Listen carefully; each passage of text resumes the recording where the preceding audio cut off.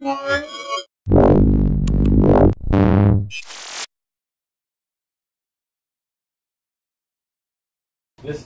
monitor right here, that's a camera inside the dome. So we actually have a full-size edge inside the dome. It is facing us, and then the virtual world is projected on the inside wall of the dome. Okay, and so Rads is the operator. He's going to be at the control and get the motion system up and running, and then set the simulator up to do some of the different demonstrations.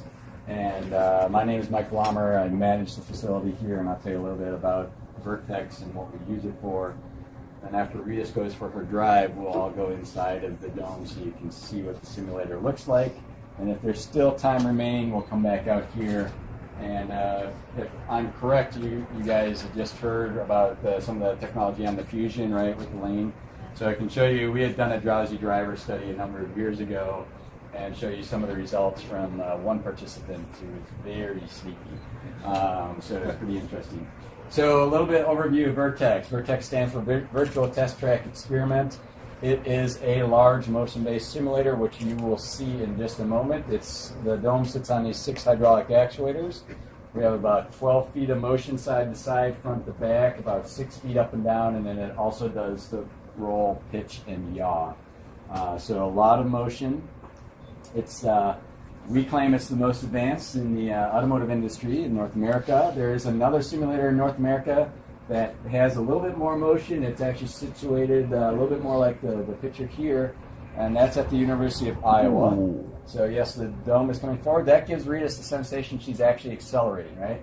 So it's actually moving forward, it's pitching up a little bit, and that gives her the sense that she's accelerating the vehicle. And I'll just orient you real quick to some of the monitors. These 3 monitors that are up here, those are blended together inside the dome to be a continuous view of her front forward driving scene. So she's looking straight down the road.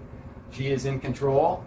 The 2 monitors over here is what Ritas would see if she looked in her driver or passenger side view. So those are looking back behind her. And then again, some of the monitors here again, forward front driving. This is, there's a TV right behind the second row in the edge, so if Ritas looks in the center rearview mirror, she sees what's in this image. Okay, we obviously have a number of cameras inside of the vehicle to see what the driver's doing. If you also look behind you, there's a number of videos that are replicated. So when we do our studies, we record not only the video that you see there, but all kinds of numerical data. The steering wheel angle is a function of time, what that dome is doing, where the vehicle is in its lane, everything, so we can recreate the simulated environment. Okay, so Ritas is doing some lane changes right now, just going back and forth, just to give you a sense of what the simulator can do in terms of motion. Now, inside the dome, it's going to feel just like, it should feel just like driving a car. So, although it sounds cool to be in the motion driving simulator, yeah, she's changing lanes, whatever. I think it's actually much cooler to be out here watching a big 22-foot diameter dome going side to side. You don't see that every day. So what types of studies and what do we use this simulator for? We look at active safety technologies, driver assistive technologies in the research frame of development within Ford. So things that we're looking at new technologies, we want to study them in a driving environment, see if it's something that we want to pursue developing and investigating. Technologies that are looking at helping to mitigate driver distraction, again, drowsy driver, alerting systems, alerts for things like lane departure warnings or forward collision warnings. So you just heard an audio cue that was a lane departure warning, an audio one. So Ritas is departing her lane, she's getting a warning. What we'll do is we'll bring different drivers in and they may experience an audio alert. Another driver might come in and experience a vibration or a haptic cue. Another person may come in and experience a visual cue or some combination of those.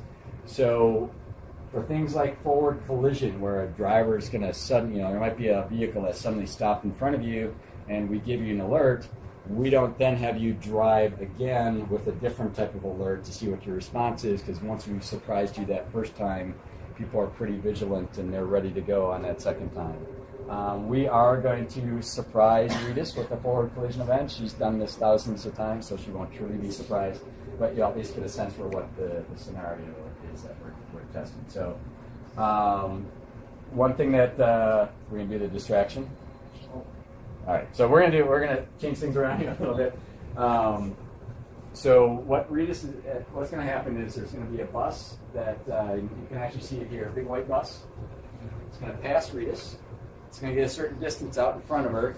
She's going to be asked to read some numbers, and while she's looking away from the road, that vehicle is going to instantaneously jump into her lane. It's going to decelerate, and she will get a forward collision warning. What I want you to do is to listen for a sound, and then if you watch this monitor here, you'll see some red flashing in the cluster that she sees.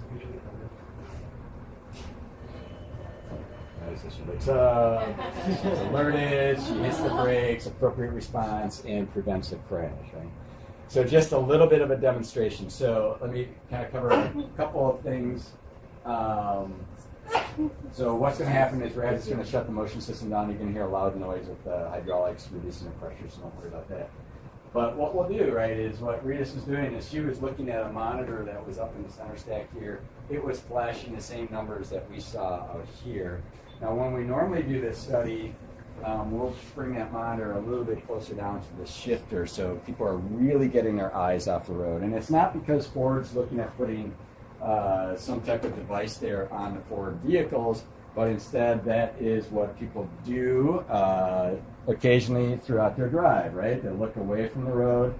The duration of that number reading task was 3 seconds. That's kind of the critical duration of looking away from the road when things can happen out there. And we flashed 6 numbers over those 3 seconds, so they're flashing at you at a half a second. We're just asking the drivers to read those numbers so they come at you fairly fast, so it keeps your eyes on that display. And then most of the time when we're conducting this type of study, most of the time nothing happens. We just read the numbers and we continue on. Then the last event, unbeknownst to the driver, you get a forward collision and one of the different types of alerts. And then we can go back to the numerical data. We are really focused on the quantitative and objective data.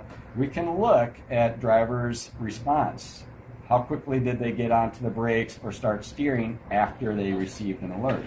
So then we have data from all kinds of drivers, right? And we can do some statistical analysis then to find out which alert was most appropriate to re-engage the driver into the driving environment. So this is just one example, right, of an active safety technology that we've looked at. But again, looking at driver-assisted technologies to re-engage the driver when they need to really be focused on the driving environment.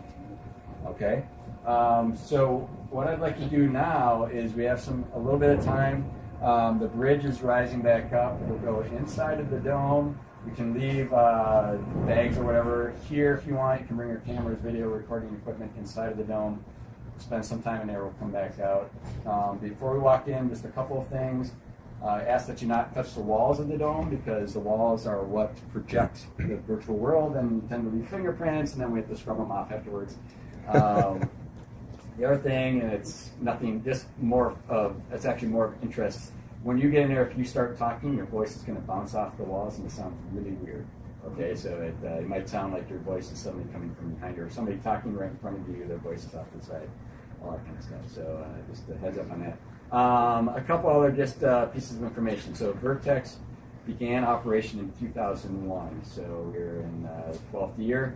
And we just recently upgraded last year our visual system. So once you get inside there, you'll see that we have some nice high-resolution LCOS projectors, which is very similar to an LCD technology. But we rely on home theater, gaming, and flight simulation technology to help allow us to do this type of simulation. You know, to get video, everybody has been buying, the video games, so now we can just get a high-end video card to do the graphics that are here, whereas before, you used to have a computer, huge computer, just to do one of these monitors. Now we can just get a high-performing PC, essentially, to do that. The home theater, everybody's buying their big flat panel TVs and whatnot, that really drives the cost of doing the digital projection technology down so that we can use that type of technology here. That being said, we can't just go to our local store and buy a projector off the shelf because it does need to survive all the vibration that's up in the top of the dome, but nonetheless, it allows us to get more and more realistic and get the drivers fully immersed into the driving environment. Okay, so with that, let's go ahead and head inside.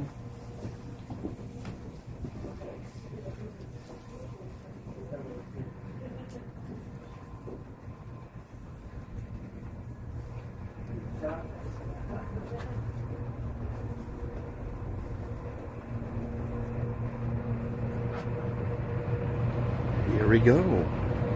Woohoo!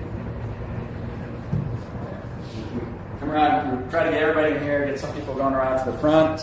And we're just going to get around. If you want to sit in the driver's seat, feel free to do so. Let's do it.